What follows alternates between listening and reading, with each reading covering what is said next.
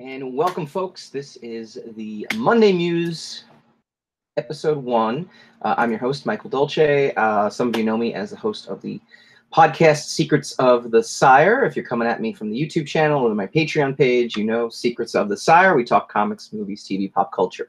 I'm also a comic book creator, I'm a screenwriter, and a web designer. So I do a ton of different things, a lot of web marketing stuff. And I thought I would actually come at you every single week and kind of just give you something fun, something educational, something that would be a conversation starter as well too. So welcome and happy to have you here. As always, if you want to support me and everything that I do, patreon.com/secrets of the Sire, S-I-R-E. You just click follow and you'll get these notifications every week. YouTube, same thing, youtube.com/secrets of the Sire, and facebook.com/secrets of the Sire as well too. And mikebooks.com is my comic book home. Okay, enough self-plugging. I thought it'd be fun to kind of just go in and discuss Marvel method versus full script. So I'm going to throw that out there for some creators as well too. If you watch this, go check out the comments and do the comment section. It's neat to kind of wonder, it's neat to kind of explore, because the full script has become like kind of the go-to in the last few years. There's no question about it.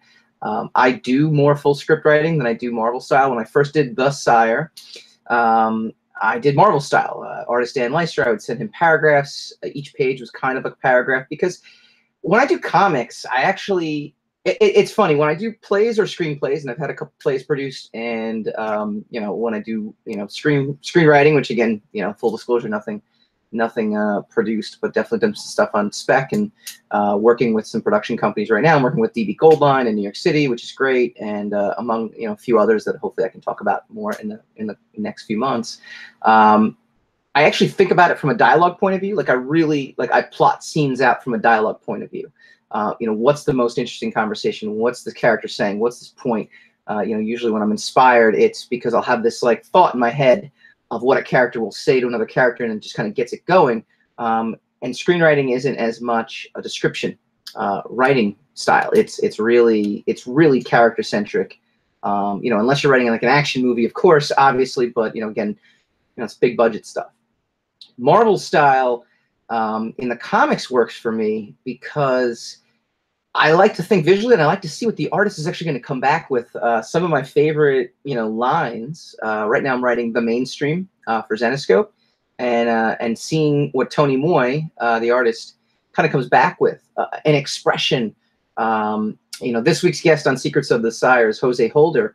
There was a scene he kind of just plunked in where there's a, you know, the Sire's kidnapped by these government forces. He's brought to this underground bunker, and it's beneath a car wash. And I don't even think, I think I wrote in the script the car wash sequence, but there's a worker there, and there's a kid that's like, I see him, and I didn't write that in. He just kind of plunked it in, and it was like, hey, you know, this is a cool thing to do, or a cool thing to have there. And I looked at it, I go, well, this, you know, I know exactly what this character is going to say. I know what this character is going to, you know, I didn't intend for this to be here, but man, it's awesome that it's there.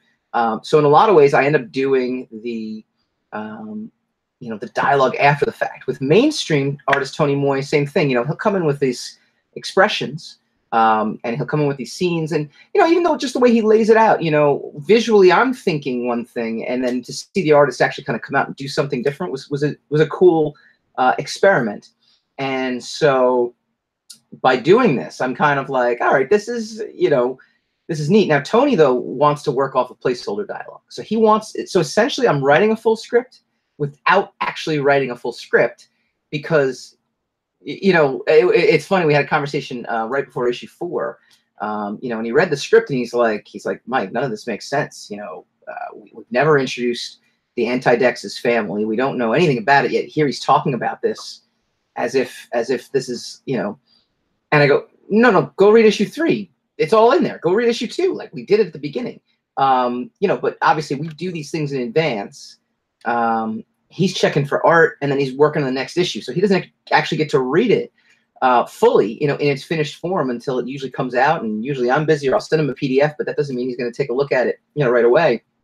And so you know, it was there. It was kind of that interaction of placeholder dialogue versus you know, actual finished script, and it was kind of cool. Like, it was funny because I'm like, okay, you know, I'll send you the PDF, and he's like, oh, okay, oh, it's there now, and we did end up laying the foundations for this character.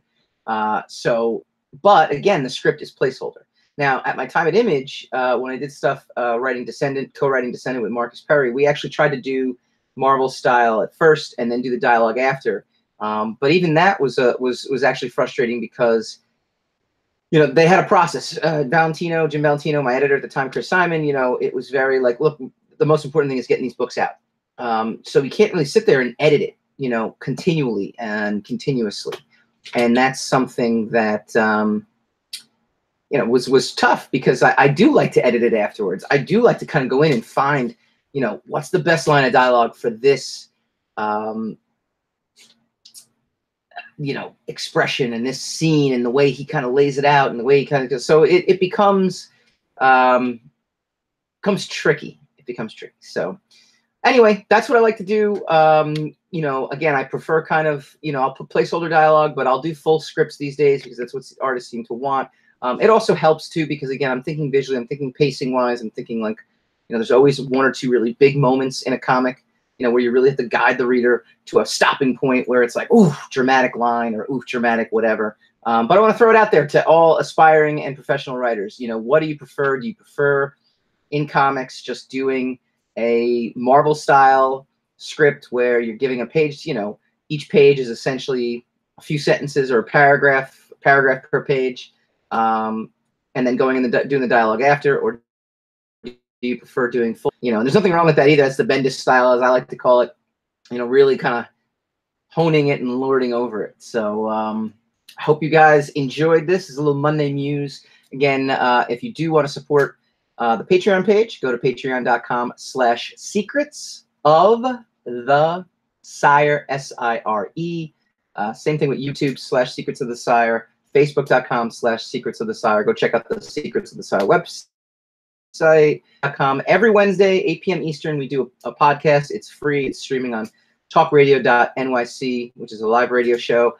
And then we also stream it live on the Facebook page. And this week, we're going to welcome Jose Holder on the show, so I'm pretty excited about that. He was the artist on issues 5 and 6 of Sire, but now he's doing like all kinds of amazing things with Assassin's Guild, the video game, doing a lot of artwork there, and he's working with Netflix now. He's also the director of Red Ruby, which is an award-winning short, so pretty excited. We're going to do our San Diego Comic-Con preview. I'm Michael Dolce. See you guys later.